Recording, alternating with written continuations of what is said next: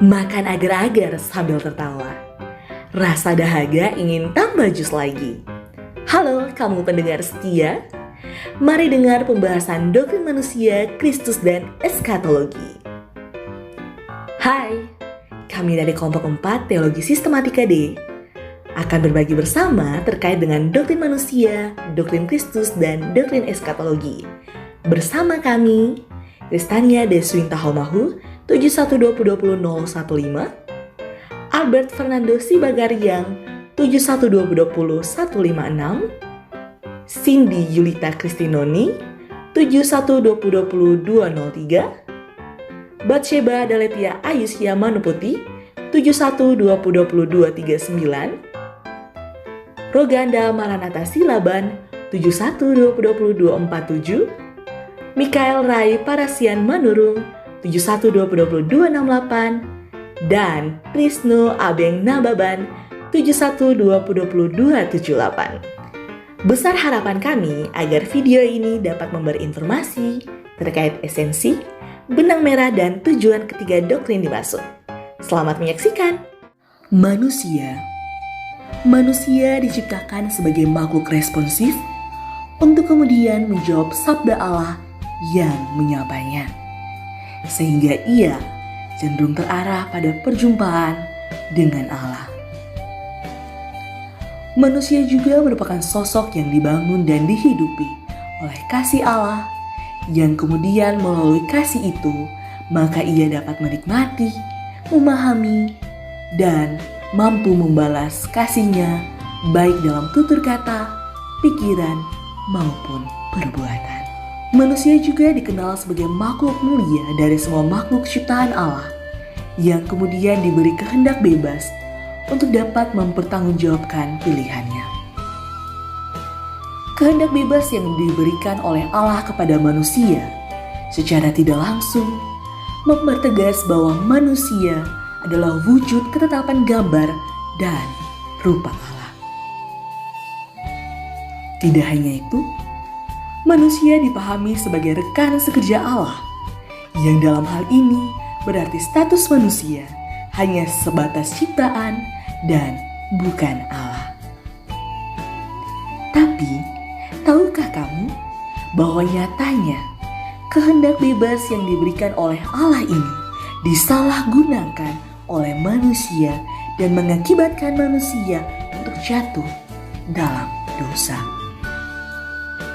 Dosa, ia dipandang sebagai jenis kejahatan yang sangat spesifik. Dosa tidak hanya kejahatan fisik, namun juga memiliki aspek etis di dalamnya. Dari etimologi kata dosa yang dipakai Alkitab, dosa dianggap merupakan permusuhan dan pelanggaran yang aktif terhadap Allah dan segala hukumnya.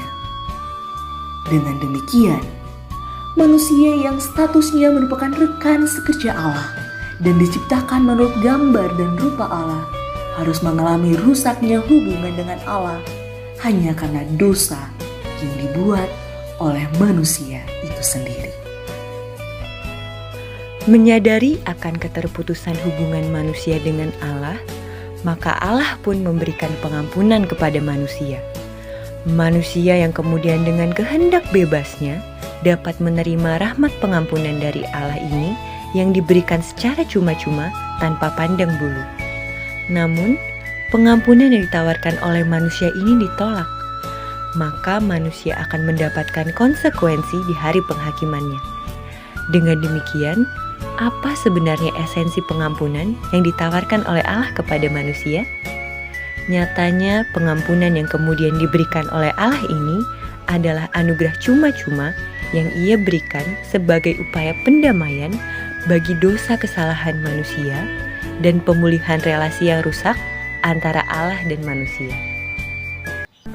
Beralih pada pengampunan, maka ada erat kaitannya dengan Kristus, di mana dalam doktrin Kristus dipahami sebagai pengajaran tentang Kristus yang dalam kehidupan nyata merujuk pada perilaku dan makna kedatangan Mesias.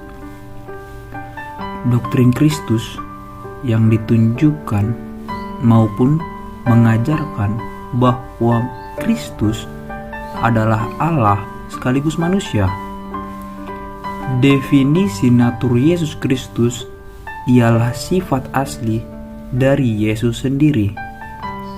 Hal yang menarik dari doktrin ini adalah menegaskan bahwa kita adalah ciptaan yang sangat terbatas. Kita sebagai manusia yang merupakan gambar dan rupa Allah ialah sepenuhnya insani, sedangkan berbeda dengan sosok Kristus yang merupakan sosok 100% ilahi dan insani. Doktrin ini memberikan perhatian terhadap dosa manusia yang menghadirkan jarak antara Allah dan manusia. Jarak kemudian tidak dapat diperbaiki oleh siapapun selain Allah sendiri yang datang untuk mengikatnya kembali.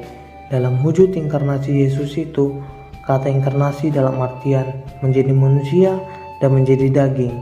Kristus yang berinkarnasi karena kejatuhan manusia dalam dosa dengan tujuan menghapus dosa, membinasakan pekerjaan dosa, menjadi teladan hidup yang kudus dalam mempersiapkan kedatangannya yang kedua kali.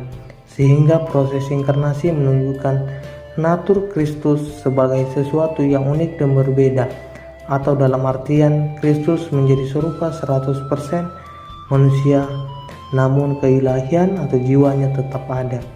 Karena itu keadaan kehinaan atau dosa memiliki makna, yaitu Dia menderita menggantikan orang berdosa dengan cara datang ke dunia. Ia dengan cuma-cuma memberikan dirinya untuk menebus kesalahan manusia, bukan karena hina ataupun berdosa, tetapi karena syarat peran atas keselamatan yang dijanjikan. Selanjutnya mengenai eskatologi. Tahukah kamu apa itu eskatologi? Inti dari eskatologi ialah tentang pengharapan orang beriman akan masa depan, yang dalam hal ini ialah kedatangan Allah.